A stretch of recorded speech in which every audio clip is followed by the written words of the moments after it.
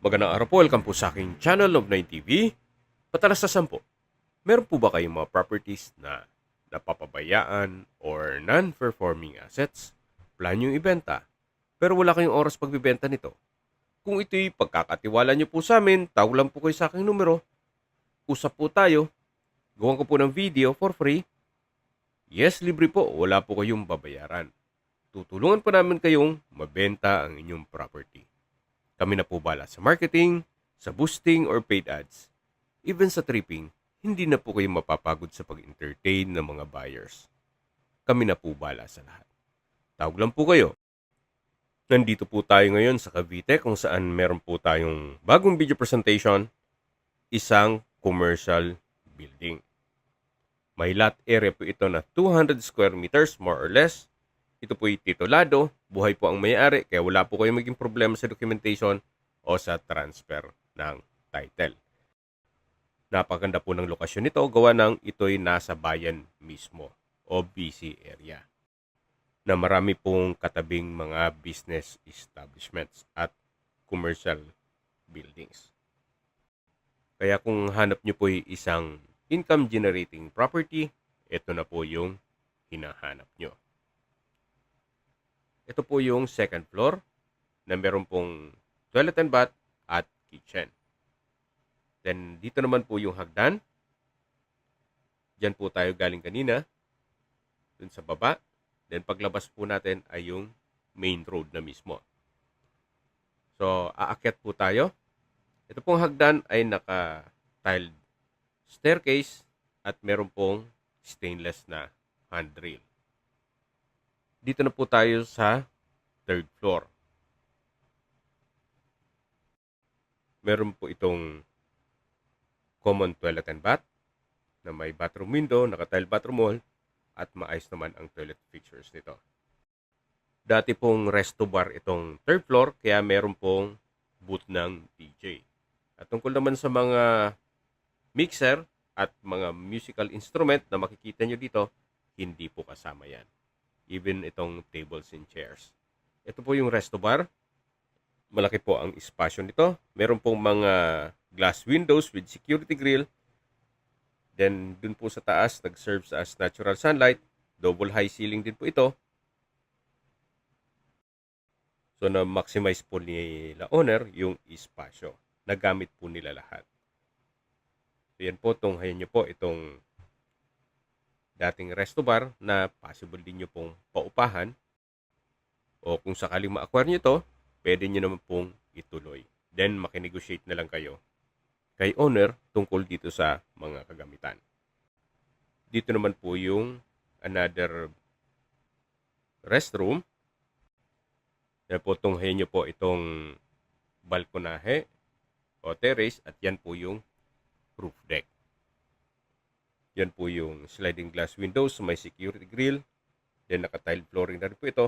At stainless po ang railing. Mula po dito sa resto bar, meron pong access door na papunta naman ito sa kabilang side ng building. Yung natatanaw natin ay stock room po yan. At ito naman po yung hagdan. So bababa po tayo. Naka-tiled staircase na rin po ito. Samahan niyo po ako. Baba po tayo para check natin yung isang kwarto dito sa second floor. At yung pong natatanaw natin na staircase window ay sa kabilang side po ito. Yung another access na meron pong steel gate. Marami pong entry at exit points itong building. Pakita ko po muna sa inyo itong kabilang kwarto na kung saan pwede rin po itong paupahan as office at pwede rin pong residential. Gawa ng kompleto rin po ito. Meron pong sariling toilet and bath. Yan po yung access door. Then, malaki naman po ang espasyo, naka-tile flooring. At ito po yung tinutukoy ko na toilet and bath. Maayos naman po ang toilet fixtures nito. Naka-tile bathroom wall. May shower.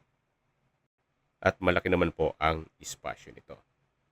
So, labas po tayo para check natin ibang parte nitong building. Then, paglabas po natin ay katabi lang yung kabilang kwarto. Dito po sa kabila ay malaki din ang espasyo nito. Yan po yung pintuan. Then meron din pong glass window, naka-tile flooring. Meron din po itong sariling toilet and bath. Maayos din po ang toilet fixtures. May hand basin, water closet, naka-tile bathroom wall, may shower at bathroom window. Bali po dito sa kabilang side ay dalawa ang kwarto. So labas po ulit tayo. Ito po yung hallway at yan yung hagdan na pinakita ko sa inyo kanina. At aakyat po ulit tayo dito sa third floor. Para maikutan natin yung ibang parte nitong building. So dito na po tayo galing kanina. Yan po yung hagdan sa likod ng resto bar. At ito yung sinasabi ko na stock room na may access naman na hagdan papunta sa likod ng property. Ito po yung naka-concrete staircase, then metal handrail at railing. Ito po yung glass window mula dun sa kwarto na inikutan natin kanina. So nagkaroon po ng mga extension itong property. At bababa ulit tayo dito sa may ground floor. Then may steel gate po dito papunta naman dun sa commercial space sa harapan. Hindi lang po natin mapasok ito gawa ng ito po'y okupado o may nangungupahan. Then dito naman po ay meron pong understair storage at may pressure water tank. Balik po ulit tayo sa taas. So ito na po yung likod na parte ng ground floor at dito naman po yung sa second floor. At babalik po ulit tayo dito sa third floor kung saan dito po ulit yung may resto bar na galing na po tayo dito kanina. So balik po ulit tayo dito. Meron pong common toilet and bath dito sa may likod ng resto bar na kung saan maayos naman po ang toilet fixtures at naka-tile bathroom wall. Meron din pong bathroom window. Ito naman po yung kitchen na naka-double aluminum screen door. Malaki naman po ang spasyo nito. May kitchen countertop, heavy duty po itong range hood. Then may preparation table, kitchen cabinet, at storage ng kitchen utensils. So paglabas po dito, yan po ulit yung resto bar mismo na galing na po tayo dito kanina. So balik po ulit tayo dito sa DJ booth. At dito po nakapesto yung mga amplifiers at mixers.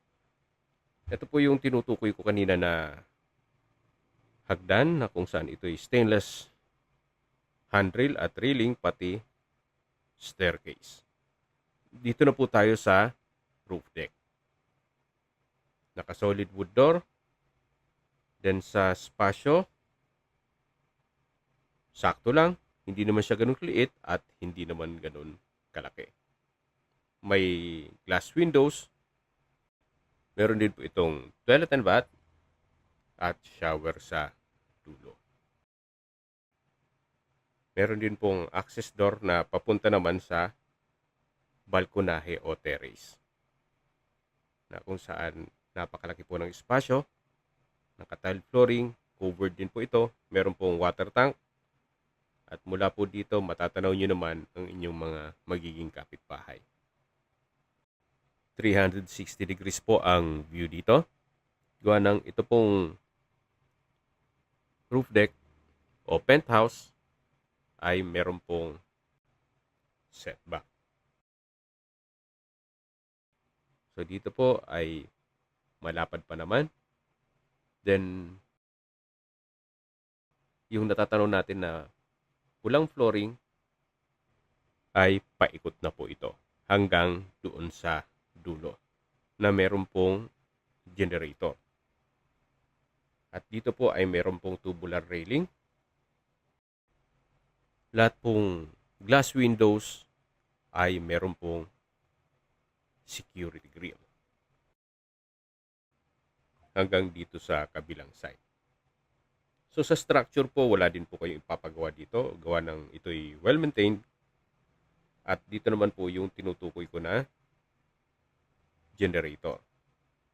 Alamang kasama po ito. Kasi medyo mahirapan na kayong ibababa pa yan kung sakaling tatanggalin pa ni owner. Pati itong water tank. Habang pinagmamasdan niyo po ito, pag-usapan na natin ang distance, location at travel time. Mula po sa Sangley Point International Airport, ang distance is 1 kilometer at ang travel time is 3 minutes. Mula naman po sa Terona Highway, ang distance is 13 kilometers at ang travel time is 26 minutes. Mula naman po sa Cavite Economic Zone, ang distance is 11 kilometers at ang travel time is 25 minutes. Mula naman po sa Cavite State University, ang distance is 12 kilometers at ang travel time is 26 minutes. Kung manggagaling naman po sa Manila o sa airport, ang distance is 30 kilometers at ang travel time is 47 minutes. Okay, sa presyo na po tayo. Binibenta po ito ni owner sa halagang 60 million pesos. Kung may mga katanungan po kayo, tawag lang po kayo sa aking numero. At sa mga kababayan naman natin na sa ibang bansa, meron po akong Telegram. Sa mga iPhone user man may iMessage. Meron din pong Imo, Skype, Viber at WhatsApp. Same number lang po, 0917-316-3399.